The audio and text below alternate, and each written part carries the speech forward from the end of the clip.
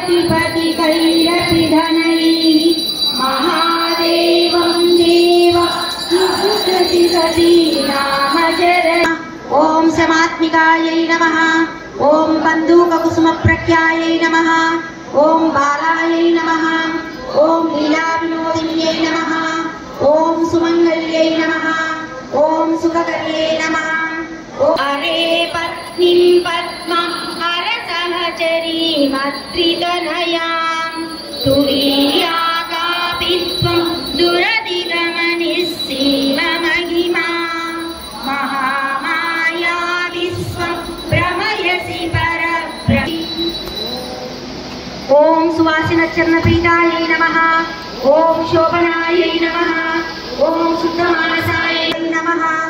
ओम त्रिपुरा श्रीवशङ्कर्यै नमः।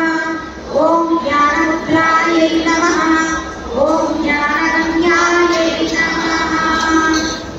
कलाकाले मातः कलयकलिता रक्तकरसं पिबेया विद्यार्थी तव चरणनिर्जनं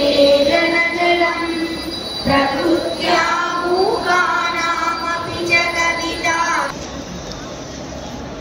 ओम ज्ञानाग्नेय स्वरूपिणे